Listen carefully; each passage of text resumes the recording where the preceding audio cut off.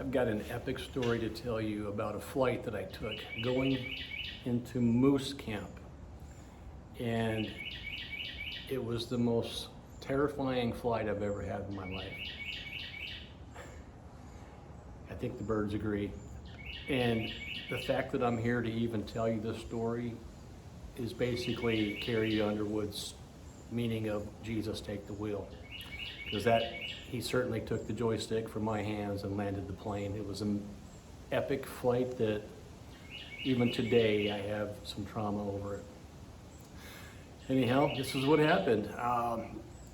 We were getting ready to fly into Moose Camp, me and a buddy of mine, and the plane was fully loaded. There was a storm coming in from the west. It was supposed to actually hit over Moose Camp in about 3 hours. For me, if I can speed the plane up some, I can get there in an hour and 45 minutes, so hour and 30 if I go a little, drop the flaps, and I can slow them down, I can speed the plane up. So good to go, right? And I'd rather be stuck with a storm hitting in Moose Camp than being weathered out of Moose Camp for 3 or 4 or 5 days. Mistake number one. Most pilots know this. It's called get home-itis. In this case, it was get into Moose Camp-itis. I was relatively young in my flight career, and that's why I nearly bought the farm with this most crucial mistake. Before I get into this, I want to talk about my Elite Hunter Strategy Group that I have every Tuesday at 6 p.m. The link's usually down in the comments section, or usually quite often it's up in the bio, and you can always DM me. But we talk about stuff like this here, as well as a lot of hunting, because that's what I love to do. So, all right, let's get back into the story. So we're excited. We're gonna get in the plane. Plane's loaded. It's got everything you can think of. We've got food and drinks and cots and tents, and we are cubed out. And we are jazzed, and it's clear weather above us, blue skies, it's calm here in Fairbanks, and so we can jump in the plane and we take off right from our house because we live on an airstrip, and off we go. It's beautiful out, calm, it's beautiful. Problem is, going into Moose Camp is going across 2 mountain ranges, and weather can change between mountain ranges. If you're a pilot, you know this. And it was pretty good. And we got over the Yukon River, heading even further north, and okay, we got a 16-mile-an-hour tailwind. That's awesome. You want that. And even a 30-mile-an-hour tailwind is incredible, because if your plane flies 100, now you're doing 130 over the ground. Cool. And I can see the weather system, in front of us, and we keep flying, and now we're about 15 to 18 miles from Moose Camp. I could see it. I could see the river drainage. We're starting to drop altitude from 5,000 feet down to we're level with the peaks, because we're flying over the top of the river at about 3,000 feet. And there's peaks on both sides, over here, and there's a peak over here, and we're flying right down the middle, because we were dropping the altitude down into the river to where Moose Camp is at. And I can see way off in the distance, maybe 25 miles, this big, humongous front. I mean, it looks like a wall of rain and nastiness. And I look off, well, before I tell you this, I need to tell you this. There was actually a second storm coming in from the south that I hadn't told you. And it was just as big as the one from the west coming in. And it's also a wall of rain and nastiness. And if you're a pilot, you know that in front of these storms is wind and turbulence. It's crucial that we get landed. And as I'm saying this, we get hit with a gust of wind from the left wing at about 30 miles per hour. And you want to watch until the end, because I actually am going to put up a picture of me flying the plane moments before that gust hit the left wing, and very well could have been the last picture of me.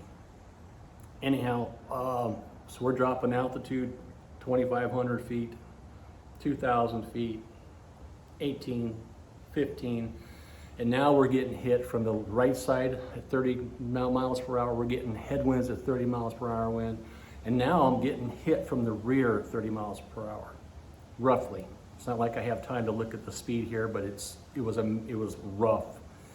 The roughest I'd ever experienced as a bush pilot. And I've been flying for nearly 30 years. This was early on in my career, I will say that. And before all you pilots start talking about, yeah, there's old and bold, but no old, bold bush pilot. I've heard them all. I've lived the life. I know what you're saying. And I'm here, luckily, to have survived this, and as well as my friend. But we get down to about 500 to 800 feet. We're right coming up on Moose Camp. I can see the gravel bar. And have I told you the gravel bar is a wild gravel bar made by the river? And it's only 400 feet long. Yeah, 400 feet long, which is no problem with me and my skills and the type of highly modified plane that I fly. It's no problem. But when you get a tailwind or a headwind would be perfect. It's what you want. But in this case, I'm thinking, do we have to land? And I look up above the mountains and there's rotors rotoring off the top of the mountain peaks above us. So there's no way that I can fly out of there without wind shear ripping the wings off. I can't turn around because there's mountains behind us, and this southern facing front is so close now, it's about to just engulf the whole area, as well as the one in front. We are flying in a cauldron, which means you don't know where the wind's coming from. And I literally just banked left, and at the same moment I got hit with a humongous gust from the right wing, and it almost flipped the plane almost flipped all the way over. Keep in mind, we're only 500 feet from the ground, and a full rollover is a catastrophic event that you don't recover from. And just instinct took in, joystick down, spun around, come in for one approach. We've only got one shot at this approach. And I'm coming down, and I'm low, and I'm coming down onto the river. My wheels are getting ready to touch the water because I've done 100 water landing or water skipping approaches to dry ground, if not hundreds and hundreds, but I love doing that. It stabilizes the plane. If there's wind turbulence, it just sticks the plane. And planes with big tires, and I have the big ones, they hydroplane so easy. It's really a neat thing. But I'm just going off of gut instincts now. And I look down, and we are doing 130 miles an hour over the river, ground speed. My plane only flies 85 cruise speed. So we are massive tailwind into a 400-foot one-time must land or end up in the river, trees, and there's a bluff at the other end. This is a bad scenario. We have to land. It's not a thing that a pilot wants to ever be caught in. Here we are. Anyhow, I realized my speed. I'm literally on the other side of the river coming down across that gravel bar, and I almost touched wheels down on the other side, the other bank across the river.